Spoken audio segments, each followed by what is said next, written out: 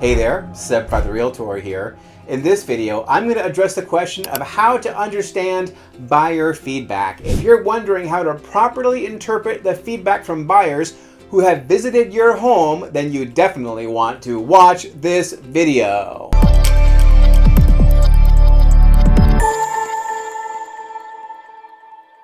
All right, you have your house on the market and people are starting to come through the house, maybe at a private showing or at an open house, and you're asking your agent, hey, what are buyers saying about my house? What has the feedback been like? And that is a very common and natural question. And I get a lot of buyer feedback, and some sellers have said to me, gee, Seb, it must be kind of hard like getting all this feedback, because a lot of the time, the feedback that you get isn't like, oh my goodness, your house is totally awesome, I love it. Unfortunately, a lot of the time the feedback is something that's not entirely great. And so here's the thing, is that most people who come through your house, right, they are not going to be buying your house. They had no intention of buying your house, right? They were just seeing it because it was like an open house and they love going to open houses, or maybe they're kind of in the market, but they're just sort of like in a learning phase of the market. They're not really actually like getting ready to buy themselves right now. They're just educating themselves about the kind of houses that are out there. So most people who come to see your house, whether it's for a private showing or for an open house, they were never ever really gonna buy your house anyway.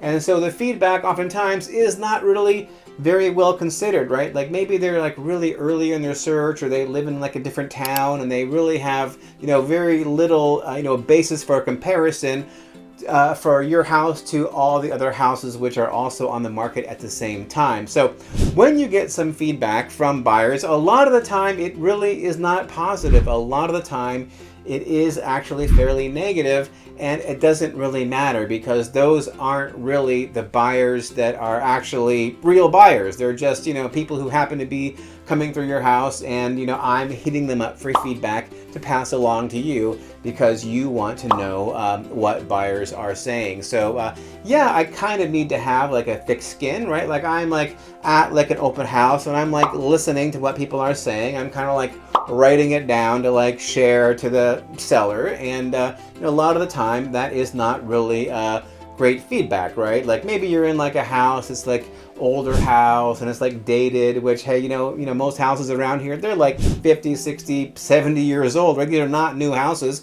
Not all of them have been brought up to like the modern style or whatever, right? So you'll very often hear, right, oh my goodness, I hate the carpet, I hate the wallpaper, right? Who loves wallpaper anyway? Some people do anyway. But people will make comments like that, right? They'll say, oh my goodness, I can't believe it's really dark in here, right? Or like, oh my goodness, this kitchen is just way too small, right?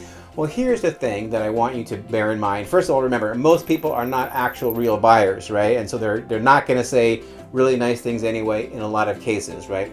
But the other thing is that there's something they're not telling you if they are a real buyer. If they are a real buyer and they have these kind of comments like, it's too dark, or the kitchen's too small, the bedrooms are too small, not enough closet space, or I don't like the road noise, right? They're leaving off something very, very important. And this is only true, again, if they are a real buyer. And what they are not telling you is they're saying the kitchen is too small for the price, right? The bedrooms are too small for the price. The closet is too small for the price. I don't like the road noise for this price, right? Because those are basically objections. If they're a real buyer and they're making those kind of negative comments, they are giving you an objection. And the unspoken part of that objection is the price is too high.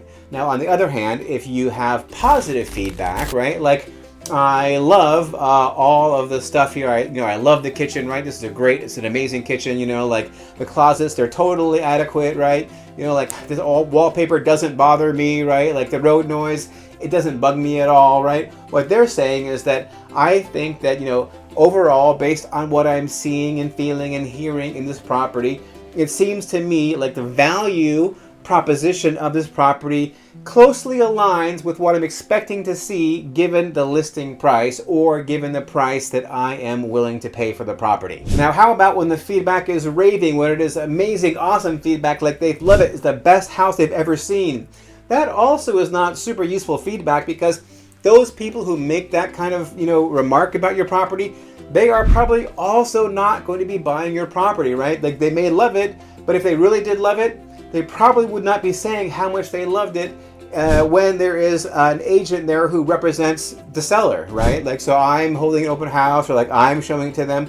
They're not going to want to tell me how great they think the house is, because then what am I going to do? I'm going to say, oh, by the way, that buyer loves the house, right? They love everything about it. This is the perfect house for them, right? Like, that's going to put them as the buyer in a bit of a disadvantage when it comes to negotiation, right? So I think that, your most likely buyers are going to be basically fairly muted either way in the feedback they're going to give. They're not really going to say very much. Now, that is buyer feedback, but sometimes it gets filtered through the agent, right? So like when there's a private showing, I will oftentimes reach out to that agent and say, hey, what did your buyer think of the property? And I would say that at least half the time when I reach out to the agent to get feedback, I get no response. They just ghost me, right? They're just completely non-responsive. And the reason why is because that wasn't really a buyer for the property. And again, that's really all the feedback I need anyway, right? Because what I really need to know is, are you going to write an offer or are you not going to write an offer, right? And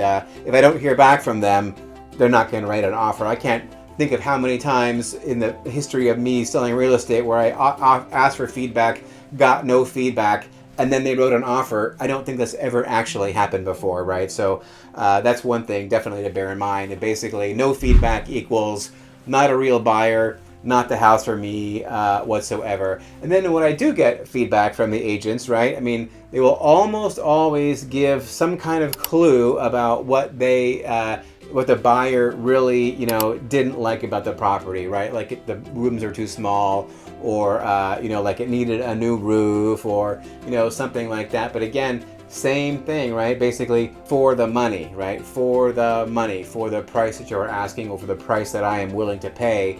I just feel that this property isn't the right set of, value to me, right? It doesn't add up to the package that I need to actually write an offer for you. So, you know what? There is no real science to like judging buyer feedback. And a lot of agents won't even bother getting buyer feedback, right? Because if your house isn't selling, they're really like 99 times out of 100, there's really only one reason for it, and that is because it's overpriced. Now, sometimes it could be that you get some feedback, right? Like, it's too dark in here, and the reason is because you have bushes and tree branches, covering all the windows, or there's like, the blinds are shut, right? There are some times where like if you get consistent feedback around one particular issue, like how much light is in there, or it's too cluttered in here, right?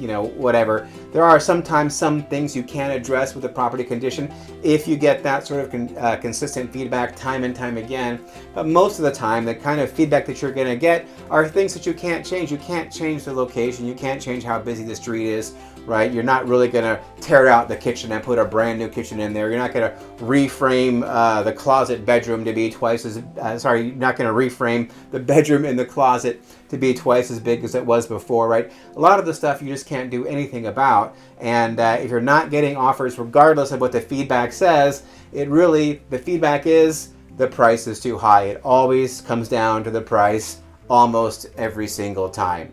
All right, well, that is all I have for this video. I hope by some chance you did enjoy watching it. And if you did enjoy it, I'm guessing, just a guess, that you might also enjoy some of these videos over here. These are some of the most popular videos here on my YouTube channel, so please do take a look. All right, that's all I have for this video. Thank you so very much for watching, and please stay tuned.